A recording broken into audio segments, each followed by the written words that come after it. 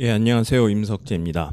오늘 이제 세인트 피터스, 바티칸 성 베드로 대성당, 뭐 바티칸 대성당, 교황청 대성당, 그냥 교황청, 뭐 여러 말로 불리는.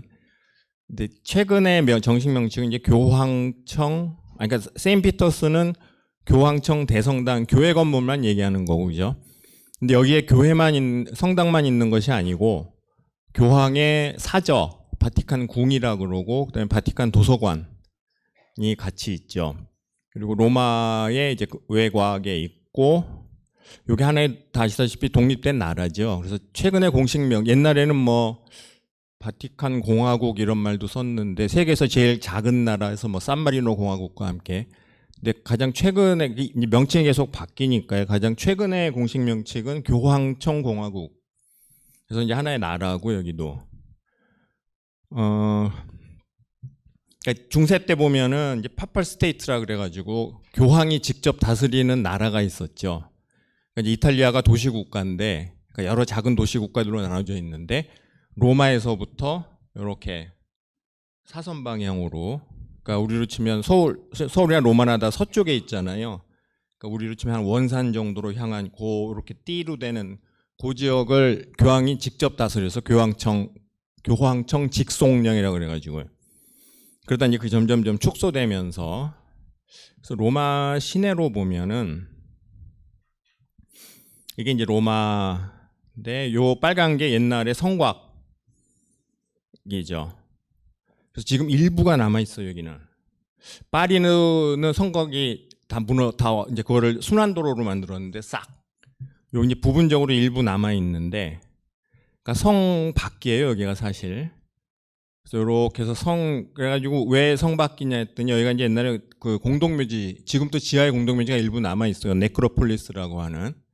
그래서 묘지를 성 안에는 못 들여오고 성 밖에 두는데, 이제 요쪽에 묘지들이 카타콤이 몰려 있는 지역이고요. 비아 안티카에서 쭉 나가는, 여기도 공동묘지인데 여기가 이제 베드로가 묻힌 것으로 추정이 되는, 100% 확실하지는 않아요. 좀 이따 나올 텐데. 그래가지고 아까 이제 잠깐 소개하실 때 말씀하신 쿼바디스 영화 있잖아요. 옛날에 계명대가 동상교회면은 개신교가 좀 기반인가요? 근데 카톨릭 얘기라 죄송한데, 저는 뭐 종교적인 건 떠나서 학술적으로 얘기하겠습니다. 그래서 베드로가 이제 내로 그 학살피해서 나가다가 예수의 환영을 보잖아요. 예수가 도로 들어간단 말이에요. 로마로. 그러니까 신이 어디로 가시네, 거기 들어가면 죽는데, 그랬더니 기독교 구하러 간다 그래서 베드로가 회심하고 들어가서, 일부 카톨릭 미술에 보면은 베드로 참수당하는 장면이 있는데, 그냥 거꾸로 매달려 죽은 게 아니라 일부 그림에 보면은 이제 거꾸로 매단 다음에 가랭이를 톱으로 썰어 죽이는, 그게 그 기독교 성화의 일부 그런 그림들이 있죠. 어쨌든 그러고 이제 요 묘지에 묻혔는데, 그러고 쭉 잊혀졌죠. 그죠? 그게 이제 사도행전 부분이니까. 그리고 나서 원래 그래서 이제 여기가, 그리고 요 앞에 보르고, 이건 로마인데요. 보르고는 요게 이제 바티칸을 지원하는 배후 도시예요.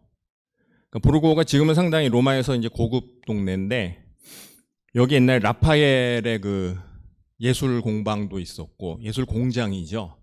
그러니까 미켈란젤로는 혈혈단신 솔로로 독고다이로 돌아다녔고, 라파엘이 이제 제자들을 쫙 해가지고 자기 예술 공장을 차려가지고 교황의 총애를 받으면서, 라파엘이 이제 일찍 죽는데, 36인가 죽는데, 교황이 추기경으로 임명하려고 그랬는데 이제 죽었단 말이죠. 그러니까 교황청에서 쫙 일거리 따와가지고 그 자기 예술 공장에서 이제 제자들 쫙 방에다가 두고, 거기 바로 여기 있었는데, 여기 지금은 헐렸어, 라파엘 공방은.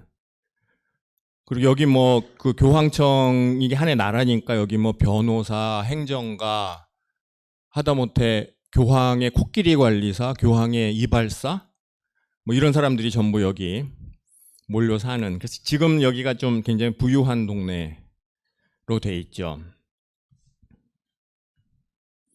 그래서 로마 이제 지도를 보면 여기가 바티칸, 그리고 여기 카스텔 산안젤로, 여기 이제 원래 아우구스투스, 아니다, 하드리아누스 하드리아누스 원형 무덤이었는데 이제 성으로 바뀐 거죠. 여기가 테르미니, 이게 이제 서울역 같은 거고, 여기를 대구로 치면 동대구역 같은 게 기차 제일 중심역, 여기 콜로세움 있고요. 대체로 이제 성 바뀌고 이렇게 되죠. 그러니까 여기가 보르고 지역이죠. 이게 이제 18세기 논리라는 사람이요, 로마를 이렇게 지도를 그려요. 그래서 그 논리 지도에 나오는 그 부분이고 뭐 등등.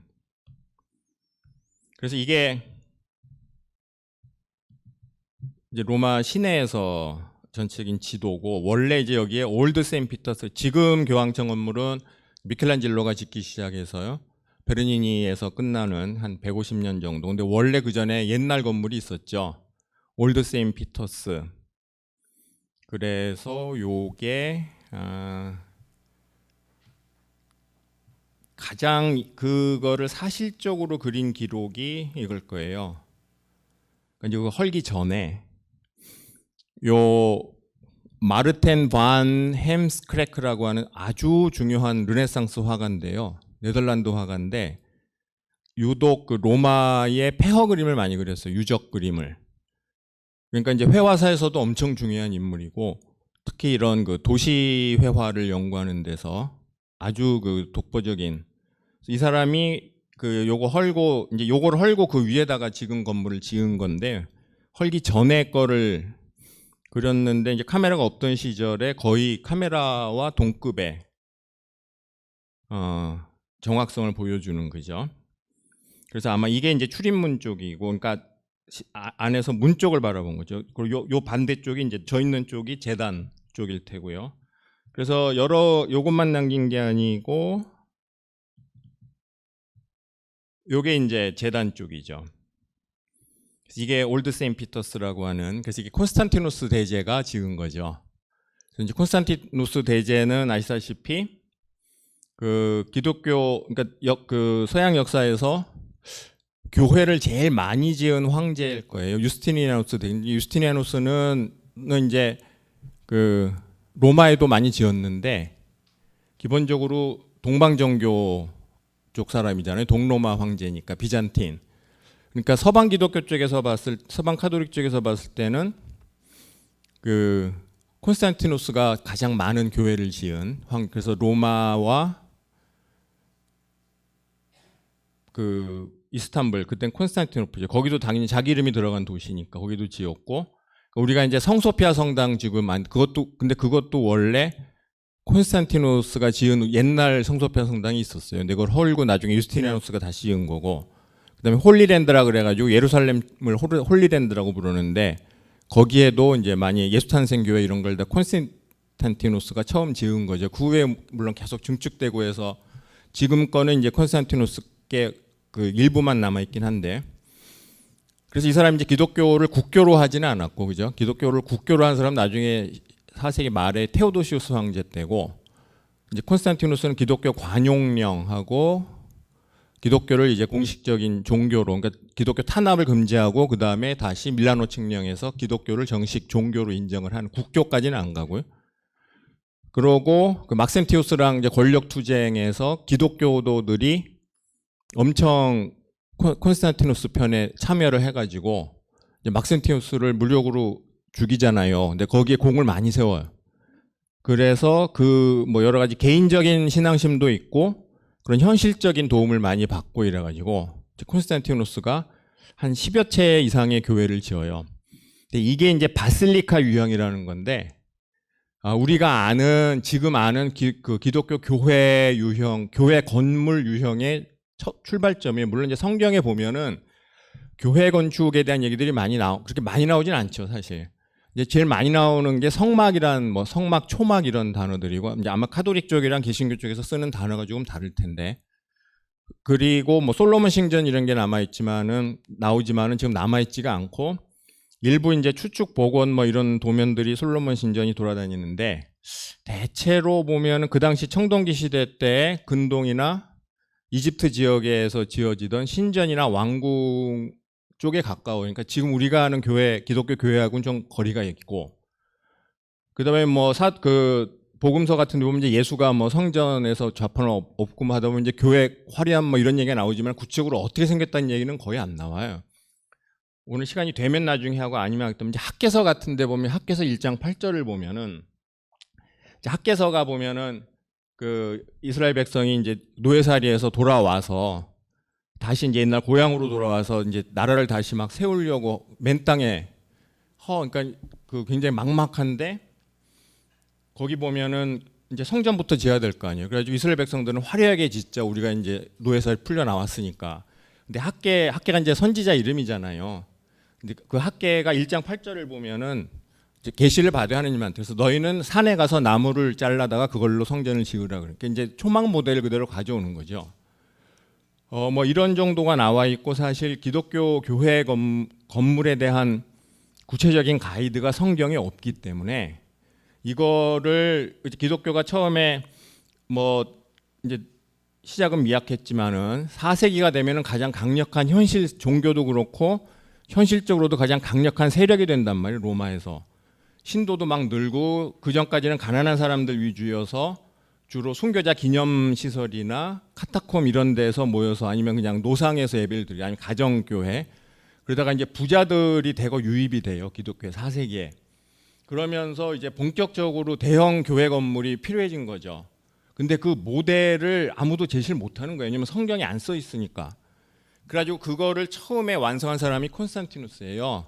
그래서 바실리카 유형이라는 건데 바실리카는 원래 로마 시대 때 이게 이제 로마 시대 때 바실리카라고 하는 교회 건물이 기독교 교회 건물이 아니고 요즘 말로 치면은 뭐 시민 종합 시민회관 정도 되는 그래서 여기서 이제 로마 시민들이 그러니까 도시의 광장 같은 데 지어 놓으면은 시민들이 모여서 여기서 상거래도 하고 물건도 사고 팔고 정치 집회도 하고 작은 토론회, 학술 집회 이런 거를 하던 종합 시민 회관이에요. 그러니까 이게 어떻게 보면 일단은 그 로마 신전이 아니니까 이제 개신교 쪽에서 종교적인 거부감이 없죠. 그 다음에 이게 굉장히 검소하잖아요. 보면 이제 이게 목조 트러스 천장이잖아요. 그리고 벽체도 보면 이제 기둥만 돌을 썼고 대부분 나무로 지은 굉장히 검소한 건물이기 때문에 기독교 교리하고도 맞고 그죠? 그러니까 뭐 화려한 황궁이나 뭐 그다음에 로마 때 보면 이제 목욕탕이 어마어마하게 화려했는데 그런 거는 다 비싼 대리석 뭐 감람석 뭐 해가지고 온갖 비싼 돌로 치장을 이거는 기독교 교리하고 안 맞죠. 예수 정신하고도 안 맞고 그렇죠. 분명히 예수가 그 복음서에서 보면은 화려한 성전 그 돌 밑에 뭐 돌이 어쩌고 그런 얘기 나오잖아요. 예수가 직접 화려한 성전을 부순 건 아니지만 이렇게 저주를 하잖아요. 그렇기 때문에 그 화려한 건물은 로마 건물 중에서 일단 종교 건물은 제외가 되고 비종교 건물 중에서도 화려한 황궁이나 목욕탕 건물 이런 거는 탈락. 그리고 이제 바실리카 모델이 딱 맞게 되는 거죠. 그러니까 콘스탄티누스가 자기가 이제 살아있을 동안에 교회의 건축 유형을 완성을 시켜야 되겠다는 그 사명감이 있는데 시간이 충분하지 않단 말이에요. 우리가 지금 그 명동성당을 그 대표 모델로 하는 그 중세 서양 로마 서양 카톨릭의 대표 교회 유형이 이제 고딕 성당인데 이거가 한 200~300년 걸려서 완성이 되거든요. 최소한 아니면 길게 보면 400년. 그러니까 이거를 짧은 시간에 모델을 완성시켜야 되니까 이렇게 해보고 저렇게 해보고 시행착오를 거치고 또 후대 자기가 다 못하고 넘기면 후대가 하고 이럴 시간이 없는 거예요.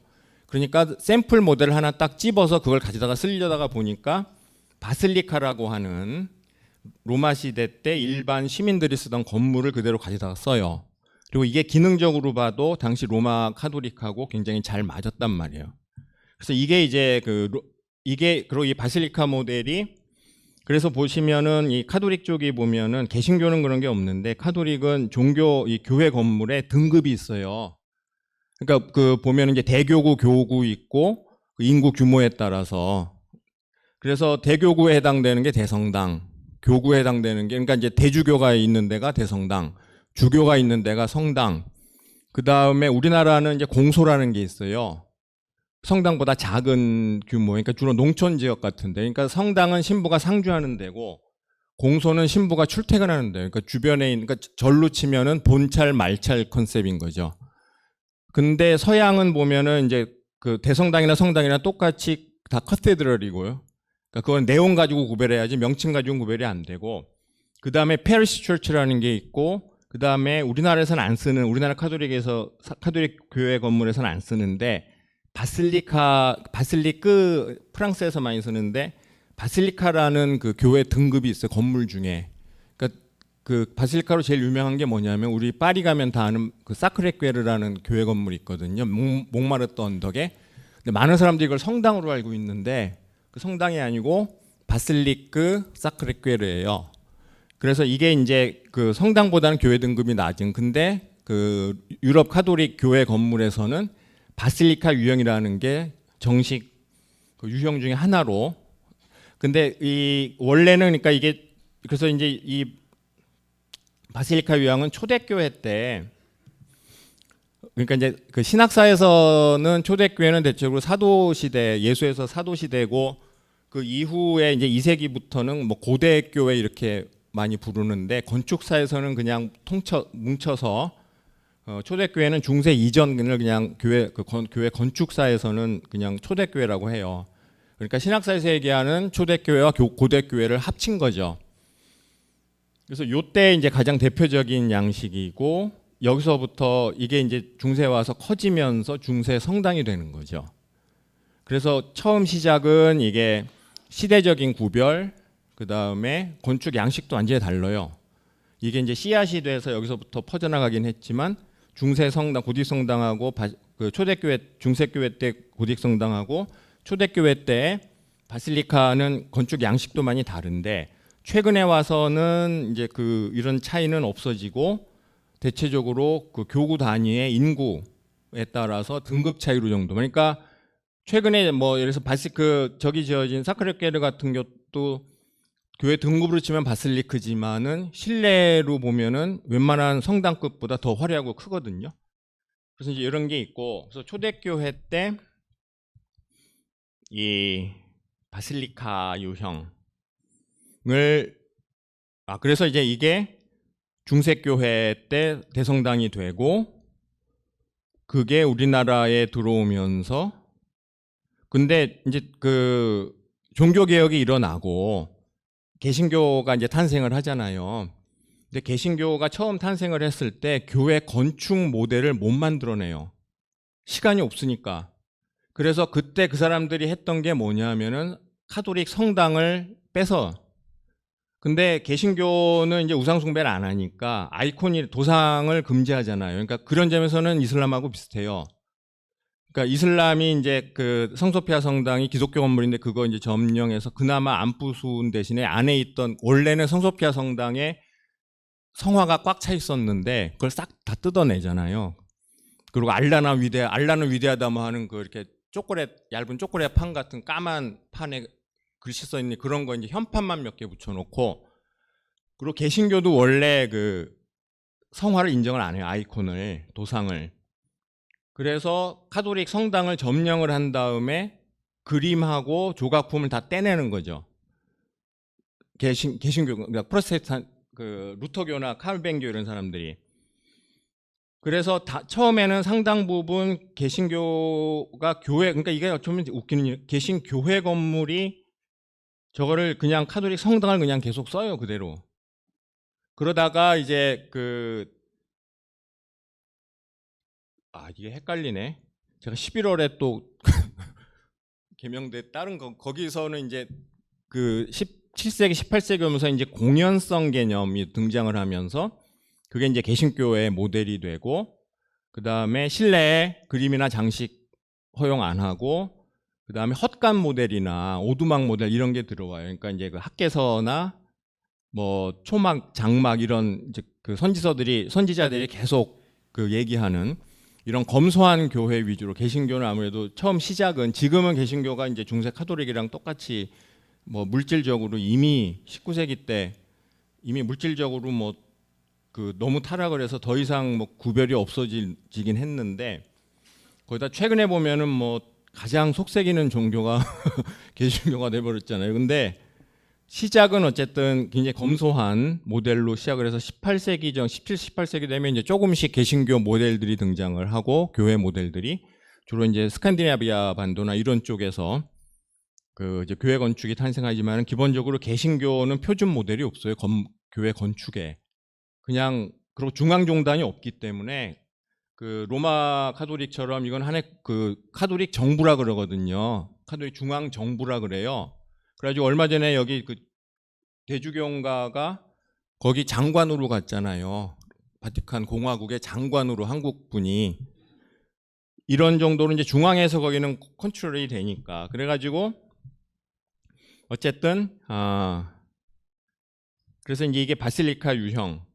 그래서 우리나라도 보면 이제 명동성당으로 들어오고 사실 1980년대까지는 개신교회도 명동성당 형식으로 지은 거예요. 붉은 벽돌의 뾰족탑.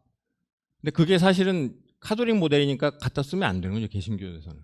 그리고 이제 90년대 들어서면서 개신교회들이, 그러니까 일부 빠른 데는 80년대부터 그 개신교만의 교회 양식이 등장을 하고, 근데 그게 이제 뭐 특정한 양식이 아니라 그냥 동시대에 가장 첨단 건축 양식을 갖다 쓰는 거죠.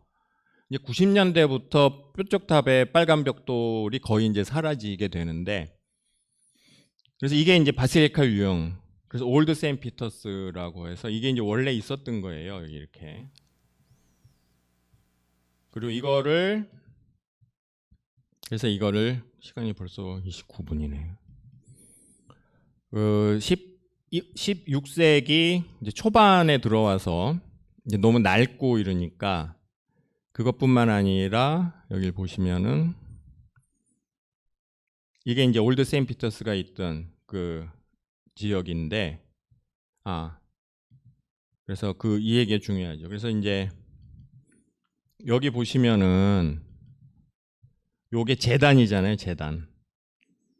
하이알타 고제단인데 요게 그러니까 이제 요거를 초점으로 삼아서 올드 세인트 피터스를 지은 건데, 그럼 왜 요 지점이면 요거를 수직으로 밑으로 수직으로 직각으로 파내려 가면은 그게 이제 공동묘지의 베드로 무덤으로 추정되는 100% 확실하진 않아요. 이게 있는 거예요. 이게 이제 지하 공동묘지 베드로 무덤. 그러니까 요거의 수직 위 지점이 아까 보여드렸던 그 제단. 그래서 그 베드로 무덤에 나중에 이제 이렇게 만들어서 무덤을 좀 우리로 치면 이제 뭐 묘비 세우고 장식하는 이런 이제 형식화를 가한 거죠. 그래서 근데 이제 그래서 요때 오게 되면서 이제 교황청에서 그 올드 세인트 피터스 지역을 이렇게 있단 말이에요. 옛날 건물인데 이게 이제 굉장히 좀 산만하잖아요. 그리고 그냥 이게 성 바뀌기 때문에 이렇게 빈 논밭도 많고, 그래서 여기 재개발을 시작을 해요. 그래서 이게 이제 성소 그 지금 건물은 아니에요. 이거는 이제 이건 브라만테가 작성한 건데, 이제 이걸 나중에 미켈란젤로가 이건 지어지진 않아요. 나중에 미켈란젤로가 받아서 이걸 조금 고쳐서 그게 이제 지금 지어진 건물이고, 요쪽이 이제 벨베데레 해서 요쪽이 바티칸 그 교황의 사저하고, 그다음에 바티칸 도서관, 그다음에 뭐 이게 하나의 정부니까 국가니까 이제 정부 시설들이 들어가야 되니까, 예를 들어서 요즘 최근에 나온 뉴스들 보면 뭐 그 바티칸 은행이 뭐 그렇게 뭐 부패했네 어쩌니까 은행도 있어야 될 테고, 이제 그런 여러 가지 시설들이 나중에 이제 굉장히 크게 확장이 되죠. 그래서 이쪽으로 이제 재개발을 시작을 해요. 그래서 브라만테라고 하는 사람하고 이제 교황이 이제 이 사람한테 일을 맡기는데, 이제 브라만테가 이렇게 짓는 안을 내는 거죠.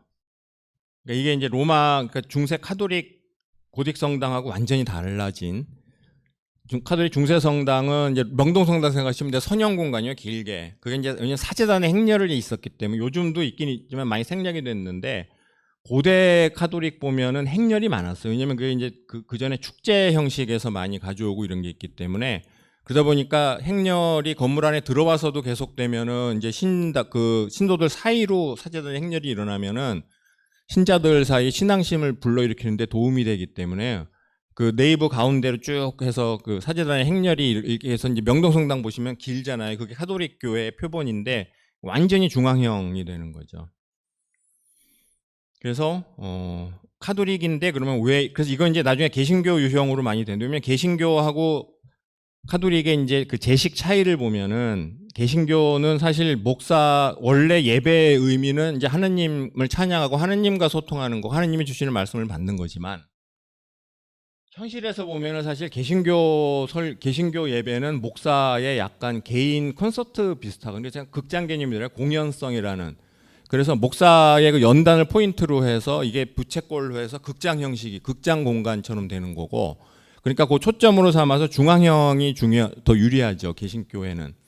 그러니까 개신교회를 명동성당 같은 데서 목사님이 앞에서 막 뒤에서는 잘 이 높이 차이도 없고 그러기 때문에 뒤에서는 잘 안 보이고 그러는데 카톨릭은 이제 그런 그 목사의 원맨 쇼가 없기 때문에 그보다는 전통적인 형식성 이런 걸 중요하기 때문에 선형 공간이 카톨릭을 대표하게 되고 중앙형이 이제 초점 중심으로 해서 개신교 모델이 되는데 로마 카톨릭에서 개신교 건축 유형을 갖다 쓴 거예요.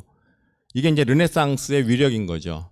그래서 요 당시에 이제 16세기 들어오면은 교황들 사이에 이제 인문주의 교황들이라고 하는 1년에 해서 17세기까지 쭉 하는 한 7, 8명의 주요한 교황들이 인문주의, 그러니까 우리가 보통 인본주의, 휴머니즘하고 중세 카톨릭은 반대되는 걸로 알고 있는데 그리고 지금도 일부 개신교 목사들 입에서 인본주의를 이제 사탄의 뭐 저쩌고 해서 교회 죽이려고 하는 막 그런 무식한 소리들을 하는 목사들이 있는데 원래 왜냐면 이제 거기서는 뭐 절대성 이런 걸 부정을 하니까 특히 현대 상대주의나 포스트 모더니즘 이런데 아니면 후기 구조주의 이런 데 오게 되면은 이제 절대성을 깨야 되는데 절대성의 최고봉은 기독교 하나님이잖아요. 그러니까 그게 이제 공격 대상이 되니까 뭐 목회하시는 분들 입장에서는 그렇게 얘기할 수 있는데 카톨릭 이때 보면 이제 교황들이 그 새로운 시대조류하고를 받아들여 가지고 문화적인 차원에서는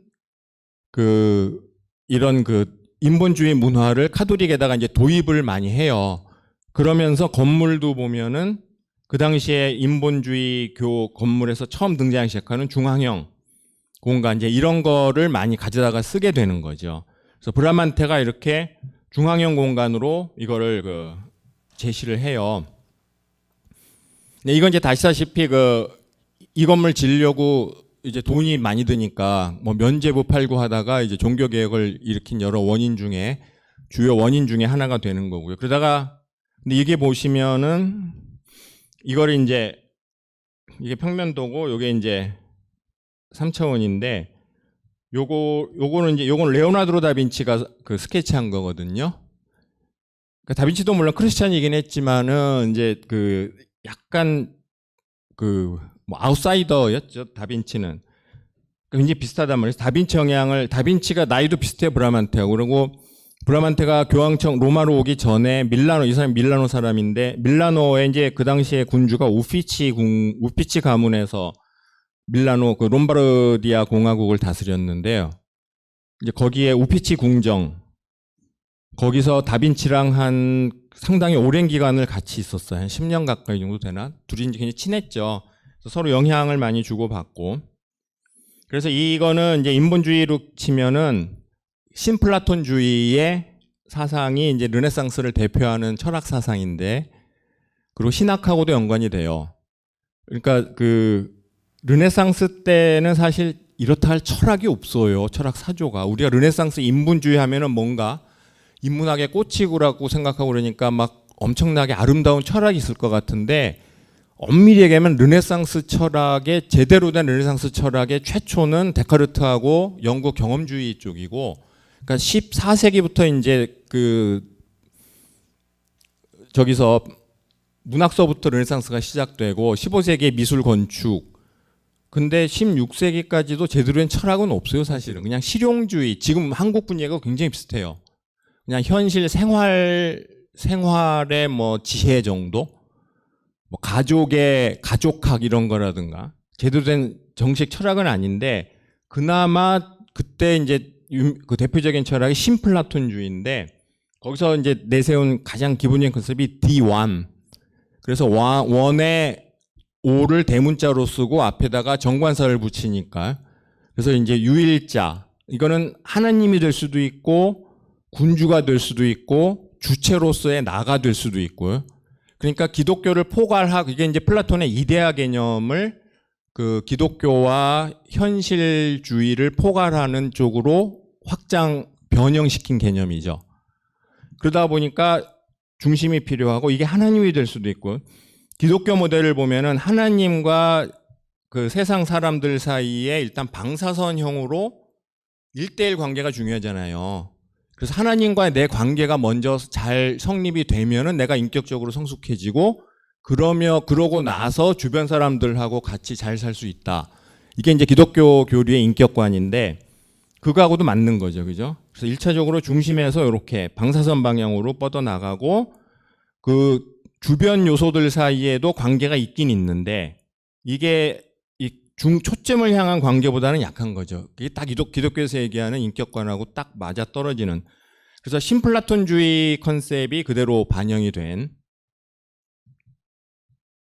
그래서 근데 이제 이거를 짓지 못하고 막 이제 기초공사 막 시작하다가 교황도 사망하고 고령으로 브라만테도 이제 사망을 해요. 그리고 이제 종교개혁이 나고 종교개혁이 먼저 나고 17년에 나고 1517년, 1520년, 21년 연달아서 이제 교황과 브라만테가 사망을 하고 그러고 이제 당분간 중단이 되죠. 이제 로마 카톨릭이 한번 세게 얻어맞으니까. 그리고 27년에 더 세게라 그래가지고 로마 대학탈이 일어나요. 그러니까 이제 게르만족이 쳐내려오는 거죠. 그래서 그때 뭐 교황 그 중세 카톨릭이 부패해서 하나님이 벌을 내린 거다 뭐 이제 이런 미신 얘기들이 또 도는데 어쨌든 그리고 중단이 되다가 이걸 이제 다시 미켈란젤로가 이렇게 그 안을 받아서 완성을 하게 되죠. 그래서 이게 보시면은 이거랑 굉장히 비슷한데 요게 이제 자잘이 쪼개져 있던 거를 좀 떡덩어리를 잘게 송편으로 흩어져 있는 거, 린절미로 흩어져 있는 거를 이렇게 좀 뭉친 거예요. 크게. 그죠? 근데 그 전에 보면은 라파엘도 이 베드로 성당 계획안을 세우는데 라파엘이 요절 안 했으면 아마 라파엘로 갔을 거예요. 왜냐하면 교황청에서 너무 사랑을 해, 교황청에 아주 헌신적으로. 근데 이제 요절하면서 이거를 안만 남기고 말았고 그 외에도 보면 또 뭐 줄리아노 다 상갈로 이거 보면 이제 브라만테 안하고 굉장히 비슷하죠. 그래서 여러 건축가들한테 다 맡겨보는 거죠, 교황청에서.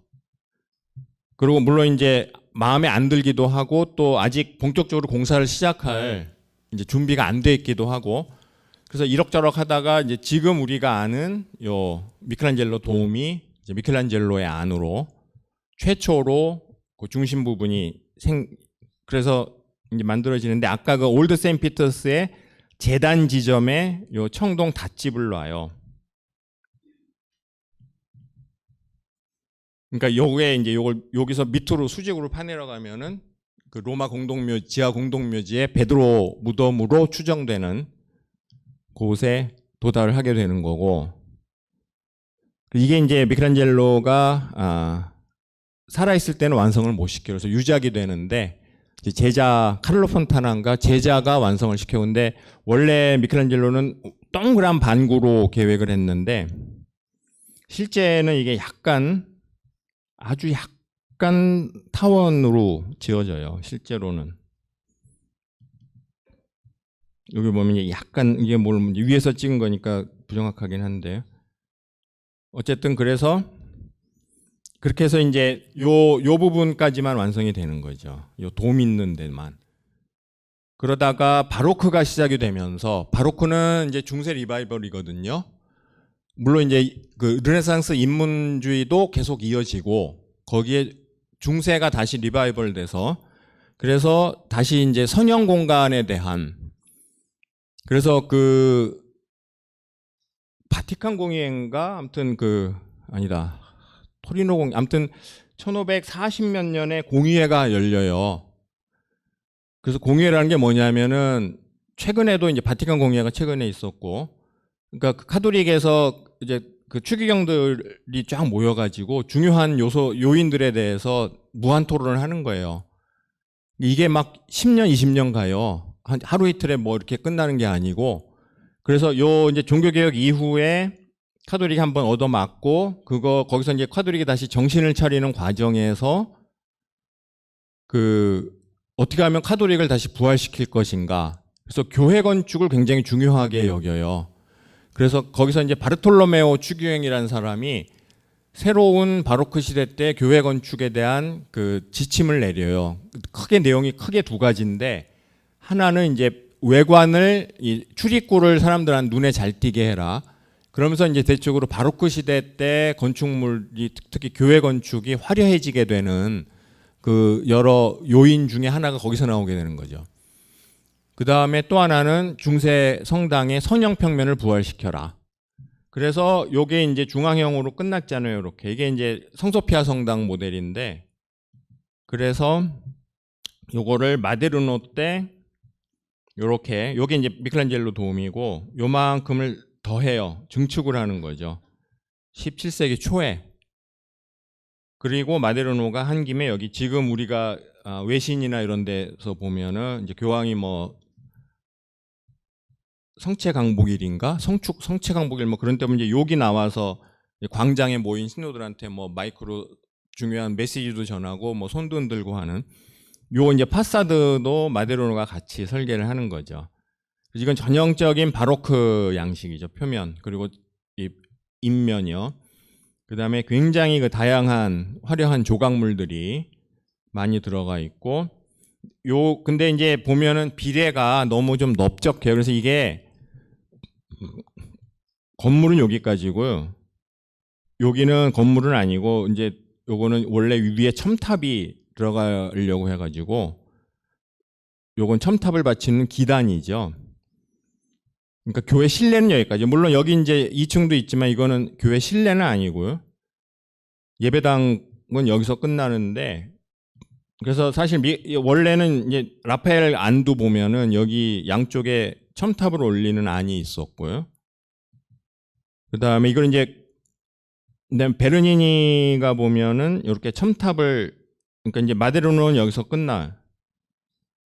그리고 마데르노는 첨탑까지는 설계를 안 하고 첨탑을 받칠 기단까지만 설계하고 끝나는 거죠. 그리고 첨탑 부분을 베르니 요게 이제 아까 말씀드린 대로 약간 타원이잖아요, 그죠? 미켈란젤로는 완전 동그랗게 반구로 했는데 제자가 사후에 유작으로 완공하면서 약간 이제, 그래서 베르니니는 미켈란젤로만큼 유명한 사람인데 이제 일반적으로는 미켈란젤로보다는 덜 알려져 있는데 전공자들 사이에서는 미켈란젤로랑 완전히 똑같은 수준의, 그래서 요것만 설계를 해요, 베르니니가. 근데 이게 지반이 약해서 요걸 못 올려요. 그럼 요걸 잘라냈어야 되는데, 그러면 요렇게만 보면 비례가 괜찮잖아요. 근데 이걸 잘라내질 않고 그냥 기단부를 아까우니까 놔둔 거예요. 그래서 지금 보시면 이게 굉장히 비례적으로 너무 좀 펑퍼짐해진 거예요. 특히 뒤쪽에 돔이랑 같이 생각하면은, 어쨌든 그래서 이제 지금의 이 마데르노가 여기까지 지었고, 그래서 이 실내 모습들. 그래서 이거 이제 보시면 뭐 이거 하나하나가 다 내용이 있는, 기본적으로 이제 성경의 내용이 있고, 그 다음에 또 뭐 다른 여러 가지 기독교의 역사라든가 뭐 교황에 관한 거라든가. 그래서 이 실내에 들어가는, 이게 이제 개신교에서는 이런 거를 용납을 안 하는 거고, 왜냐면 이제 그 아이콘을 우상이라고 보니까 개신교에서는. 그래서 이제 실내에, 그러니까 이거 하나만 해도 사실 그 시스틴 채플 천장이니 이제 이런 거는 딴 건물이고요. 이 바티칸 대성당 요 실내 하나만 해도 웬만한 미술관에 있는 그림보다도, 조각품 미술품보다 더 많은 거죠, 여기가 사실은. 그래서 미술 쪽에서는 이거 하나만 가지고 여기 있는 이 내용, 그림이나 조각품, 공예, 릴리프, 도들새김 이런 내용만 가지고도 사실은 한 권의 책이 나올 정도로. 그리고 마지막에 이제 베르니니가 아까 말씀드린 청동 닷집 요거를 이제 설계를 하고, 근데 이게 이제 보로민이라는 사람 작품이라는 것이 최근에, 그러니까 이제 보로미니는 건축가였고 베르니니는 조각가였어. 기본적으로 미켈란젤로도 조각가거든요. 물론 그림도 잘 그렸지만 뭐 천지창조니 대작도 남겼지만 기본적으로 미켈란젤로는 조각가였고 라파엘은 화가였고, 그래서 라파엘도 건축을 했고 미켈란젤로도 건물을 남겼는데 굉장히 미켈란젤로 건물은 조각 같고 라파엘 건물은 회화 같아요.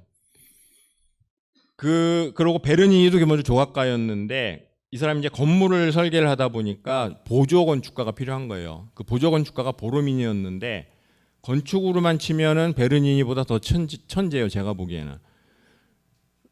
근데 나중에 이제 둘이 싸우고 보로미니가 독립을 해서 보로미니는 이제 석공 장인 출신이라 그냥 100% 건물만 했어요. 조각이나 미술 이런 건 안 하고. 그래서 건물만 놓고 보면은 보로미니가 베르니니보다 훨씬 더 훌륭한 작품도 많이 남기고. 근데 요거 만들 때까지는 이제 보로미니가 아직 베르니니의 그 보조 건축가였는데 이게 이제 1950년 전까지는 그냥 베르니니 작품으로 퉁쳐서 다 통용이 됐는데요. 한 60년부터 이제 연구해서 하면서 이게 기본적으로 거의 보로미니가 다 아이디어를 내고 이제 베르니니가 이게 청동이니까 조각은 이제 제작은 베르니니가 했겠죠, 당연히. 이 보로미니는 돌 만지던 사람이니까 청동은 못 만지는 거예요. 어쨌든 그래가지고 요 이제 청동 닷집 이게 이를테면은 이제 고딕 성당으로 치면 하이알타 대제단 고제단에 해당되는 거죠. 그렇게 해서 베르니니가 요거하고 요런 이제 벽체 부분적으로 조각 장식하고 이제 마지막 활용 정점 해서 이 피에트로 대광장을 요거를 이제 베르니니가 설계하는 거죠.